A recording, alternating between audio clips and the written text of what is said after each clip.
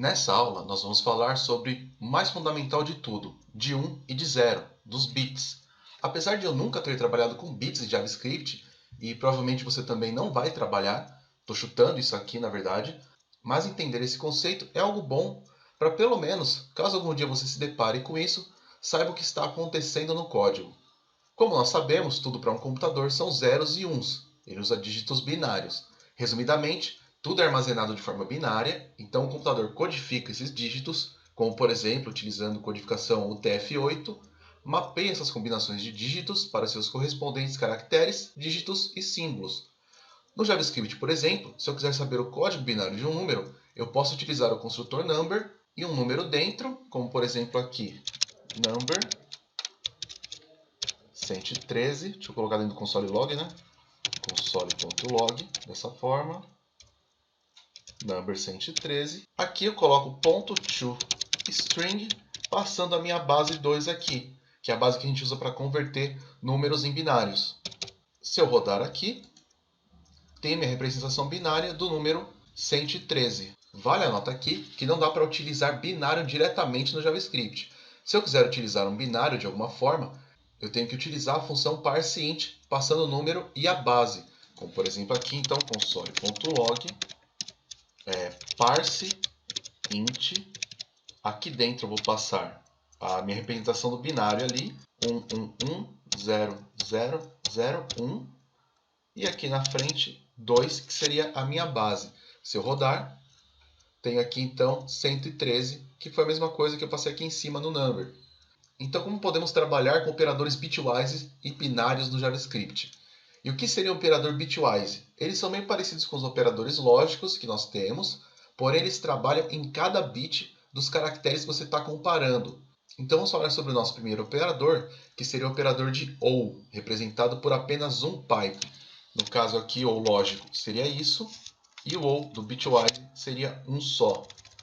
Então vamos pegar aqui, por exemplo, o número 1 e o número 2. No sistema decimal, eles são representados em 8 bits. No caso, são 7 zeros aqui. Então, 1, 2, 3, 4, 5, 6, 7 e um número 1.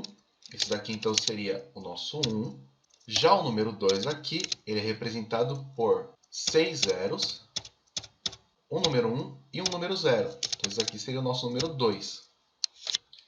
Quando usamos o operador do bitwise OR, ele vai checar cada um dos bits da esquerda para a direita. Se em alguma das posições for 1, ele já retorna 1 automaticamente para aquela posição. Então, no nosso caso, comparando aqui, digamos que usando o OR, ele vai comparar aqui 0 com 0, vai ser 0. 0 com 0, 0, 0, 0, 0, 0.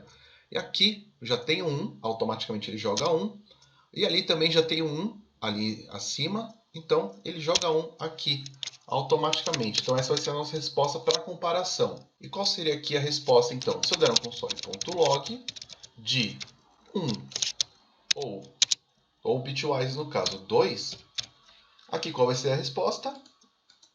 3. E no caso se eu jogar aqui no parseInt console.log, então parseInt, se eu jogar 11 aqui direto, se eu estiver passando um número, eu posso ignorar todos os zeros que venha antes do primeiro 1. Se tivesse no caso 1 aqui na ponta, então eu teria que passar esse número inteiro aqui. Mas como eu tenho só o 11 no final, eu posso passar só 11 aqui, no caso de utilizar um número. Base 2, se eu limpar e rodar. Pronto, pode ver que de qualquer forma ele me deu 3 aqui. Então, dando o parseInt do meu binário na base 2, ele me dá o 3. Utilizando o OR bitwise, ele me dá 3 aqui também, por causa dessa comparação que ele faz.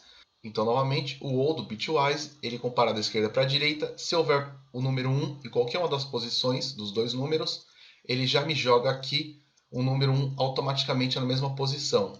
Temos também a operação de E, que é simbolizado pelo E comercial, assim, um só. Diferente do OR, o E irá retornar 1 apenas se os dois números comparados forem 1. Se forem dois zeros ou algum 0 e outro 1, ele retorna 0 automaticamente. Então, para essa mesma operação, nós teremos resultado de 0, pois nenhum bit é um duplo 1. Então, como aqui não tem dois 1 na mesma posição, é sempre 1 ou 0, 1 ou 0.